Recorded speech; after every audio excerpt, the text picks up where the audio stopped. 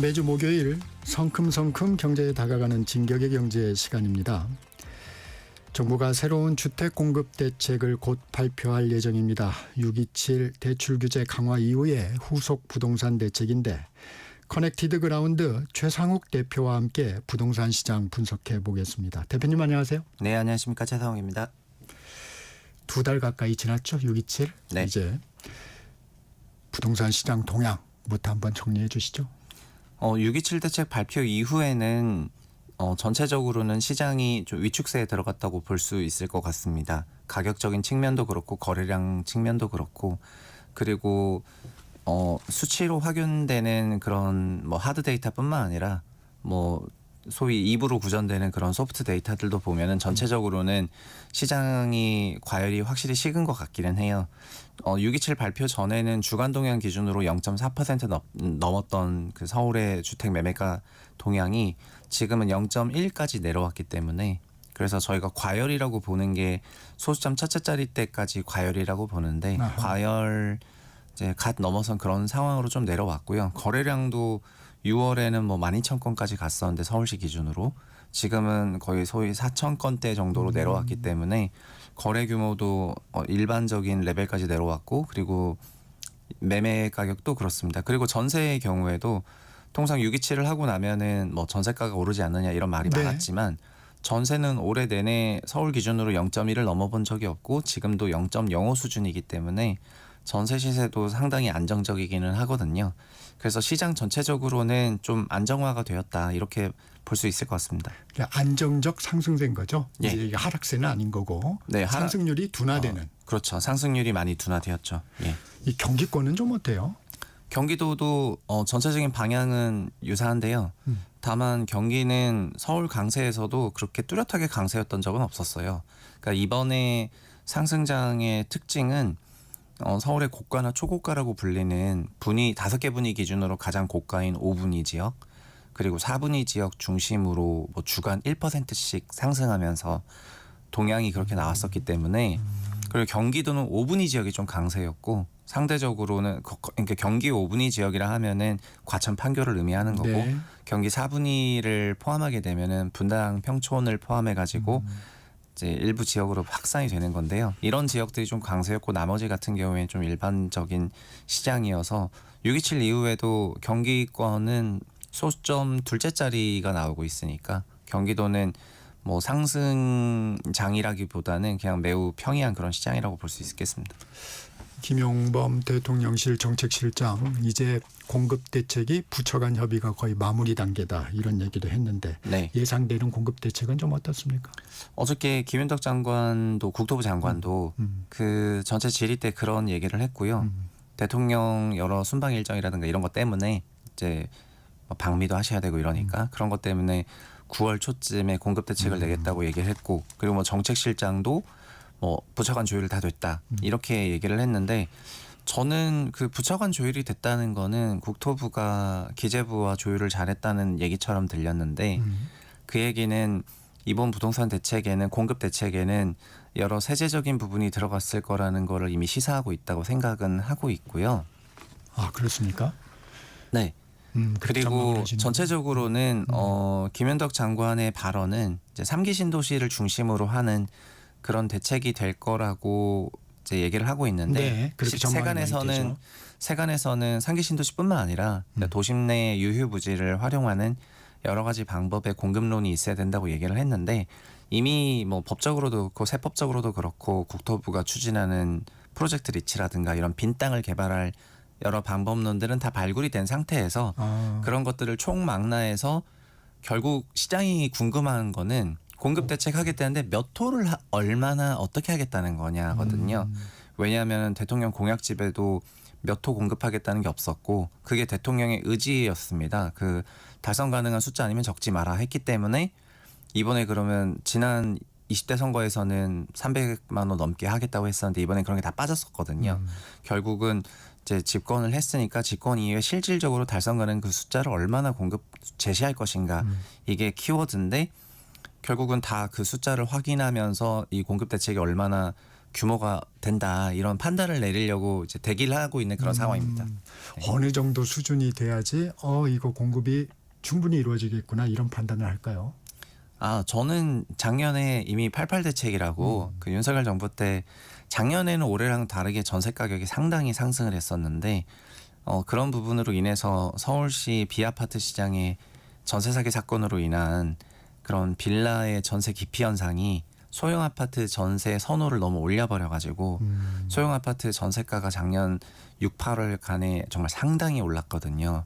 그래서 빌라 시장의 전세 기능이 소멸된 게 한 20만 호 정도 되니까 그 서울 도심에 20만 호 이상의 주택 공급 계획이 있어야 된다는 그런 의견들이 당시에 많이 논의가 됐었고 실제로 88 대책도 지금 이제 기억이 안 나시는 분이 많으시겠지만은 네.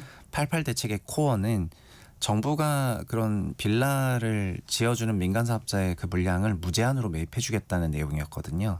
결국은 그 수치도 내부적으로는 아마 20만 호 정도였을 거여가지고 저는 서울시 기준으로 그 정도 숫자 이상의 주택 공급 계획이 수도권으로 하면 더 확대가 되는 거지만은 그런 게 나와야 된다고 생각하고 있습니다.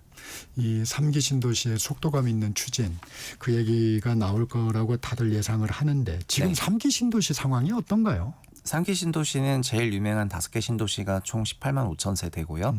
왕숙지구를 포함해가지고 하남, 교산, 인천, 계양, 대장 이런 데가 18만 호고 그 이후에도 3개의 메이저 메가 신도시들이 광명을 포함해가지고 지정이 됐고 40여 개 넘는 소규모 신도시 부지들도 있기 때문에 3기 신도시 전체로는 30만 호가 넘어가거든요.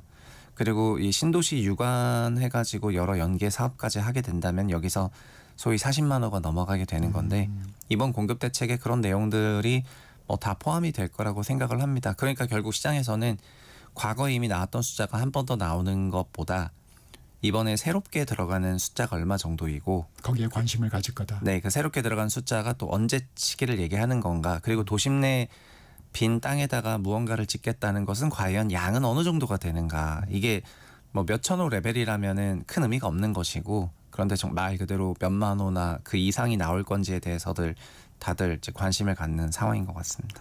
이 일부 언론 보도를 보면 사전 청약자들이 청약을 포기한다, 본 청약을 포기한다 이런 얘기는 왜 나오는 거예요? 그거는 3기 신도시의 지정은 2018년에 첫 지정이 되기 시작을 했고 그리고 사전 청약은 문재인 정부 때부터 시작을 했었는데요. 네.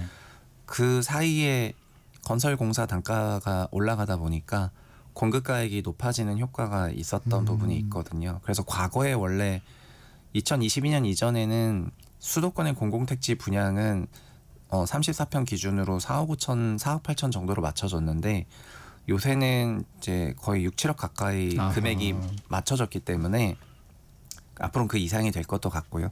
그러다 보니까 가액에 대한 부담감을 많이 느끼실 수밖에 없는 상황인 것 같고요.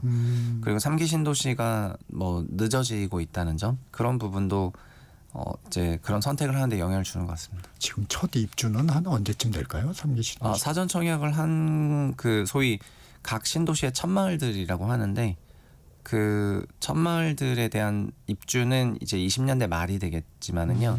그런데 지금 본 청약을 하면서 본 공사가 이루어진 데가 거의 없다 보니까 아하. 본 분양이 이루어진 데가 없고 그 사이에 또 대통령의 LH의 택지 공급에 대한 여러 발언이 있었고 LH가 땅을 계속 매입해서 새로 개발한 다음에 팔아버리면은 문제가 되니까 임대로 돌리라고 하는 순간 3기 신도시의 전반적인 공급 스킴도 달라질 거를 예고하고 있거든요. 그래서 이번 대책에는 그런 것들도 포함될 거라고 생각하고 있습니다.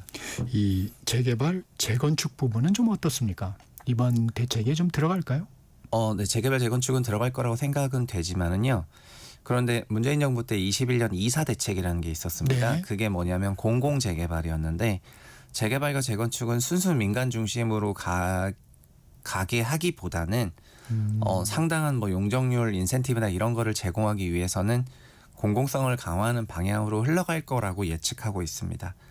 뭐 이 부분은 여러 가지로 이제 관측이 되는 게 있고요. 나오는 메시지들이 유사하기 때문에 그래서 시장에서는 순수 민간 재건축 재개발 활성화를 좀 원하는 쪽도 있지만 새 정부에서의 도심 내 주택 공급 재개발에 대해서는 공공성을 강화하는 조건으로만 좀 더 완화적인 형태로 되지 않겠는가라고 하고 제 기준으로 제 생각에는 문정부 때 냈었던 이사 대책이랑 매우 유사한 형태로 나올 거라고 보고 있습니다. 아까 전세 시장도 잠깐 점검해 주셨는데 네. 이 전세 월세화 지금 빠르게 진행이 되고 있다고 합니다. 그건 좀 어떻게 분석하고 계십니까? 첫 번째는 그 전세 월세화 얘기할 때는 아파트와 비아파트를 나눠서 얘기하는 것이 네. 좋은데요. 네. 비아파트 부분은 이미 사실상 완전 월세화가 되었다고 보셔도 되겠습니다. 비아파트 월세화는 55%, 전세 45% 마켓이었는데, 우리가 흔히 말하는 빌라 얘기하는 거고. 예, 비아파트는 이제 빌라 오피스텔을 포함한 뭐 다부분인데, 현재 서울도 비아파트는 월세가 75%, 전세가 25%고 지방은 월세가 80%, 전세가 20%이기 때문에 이제 비아파트는 사실상 완전 월세화 됐다고 보시면 될 것 같고요. 아파트의 경우에는 전세가 좀 더 높았거든요. 근데 월세화율이 지금 45에서 49 정도가 됐는데 그거는 4%포인트 정도 아파트도 월세화율이 자발적으로 조금 올라왔습니다. 그런데 아까 말씀드린 것처럼 비아파트 쪽 임차인들이 전세 사기를 피해가지고 소형 아파트 전세로 밀려왔었던 것이 작년 하반기였는데 22년으로부터 2년 차가 됐기 때문에 갱신 계약하는 시기에 맞춰서 작년에 많이 왔는데 그 수를 포용하고도 월세화가 좀 더 늘었기 때문에 시장은 점진적인 월세화가 자동적으로 되고 있는 그런 상황인 것 같습니다.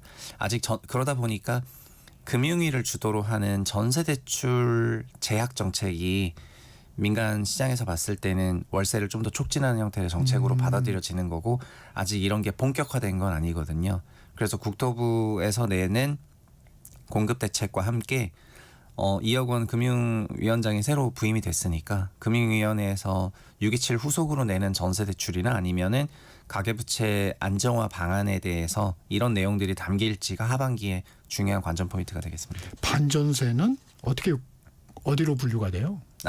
그거는 그 전세는 통상적으로 그 월세 보증금이 20년이 넘고 월세액이 없을 때 저희가 순전세라는 표현을 하는데 그게 12개월에서 240개월 사이에 들어있으면 준전세라고 얘기를 하고 보증금이 12개월 이하면은 월세에 넣거든요. 그래서 그 준전세인 경우부터 시작해가지고는 다 이제 월세로 들어간다고 보시면 되겠습니다. 그래서 이거를 월세가 아니라 월세화 거래라는 표현을 쓰고 있습니다. 그렇군요. 예. 이 전월세 대책 이 부분이 아까 전세 부분이 그렇게 지금 예상과는 다르게 많이 어려움을 겪고 있는 상황은 아니라고 네. 평가를 해주셨는데 전월세 대책도 이번에 좀 포함될 가능성이 있을까요? 이번에 국토부의 대책에는 뭐 포함될지는 미지수인 것 같고요. 네. 금융부처 대책에 포함이 될 것 같습니다. 그리고 전세 시장은 약간의 그 이견들이 조금 있는데 첫 번째는 전세 가격이 안정적인 거는 여러 이유가 있는데 전세 대출 규제를 할 것 같기 때문에 그러니까 아파트도 완만한 월세화가 이미 되고 있으니까 임대인 입장에서는 지금의 전세 임차인이 나가면은 신규 전세 임차인을 들이기 어렵다는 그런 생각에 전세를 뭐 자연스럽게 연장해주고 있는 상황이고요.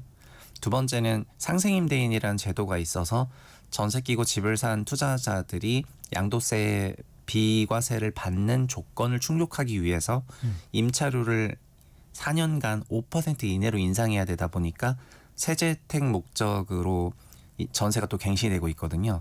그래서 전세가 갱신이 너무 많이 되다 보니까 요즘의 전세가액은 다 갱신 전세가액이고 그래서 신규 전세 임차 물건이 너무 희소해졌어요. 그래서 많은 단지들에서 전세 물건이 너무 없는데 그러면은 통상적인 경우에는 그런 전세가가 굉장히 튀어야 되지만은 시장에서는 전세 물건도 너무 없고 그냥 전세에 대한 선호도도 점점 내려가고 있기 때문에 그냥 전세 가격을 너무 높게 들어가기보다는 준전세나 준월세를 선택하게 되는 것이거든요. 그런 방향으로 가고 있습니다. 그래서 이게 나중에 갱신이라든가 이런 부분에 대한 어떤 변화가 생길 때는 또 전세 임차료 부분에 뭐 또다시 이제 불안 요인이 있을 수 있을 것 같습니다. 네, 전월세 시장까지 분석해봤습니다. 진격의 경제 지금까지 커넥티드 그라운드 최상욱 대표와 얘기 나눴습니다. 고맙습니다. 예, 감사합니다.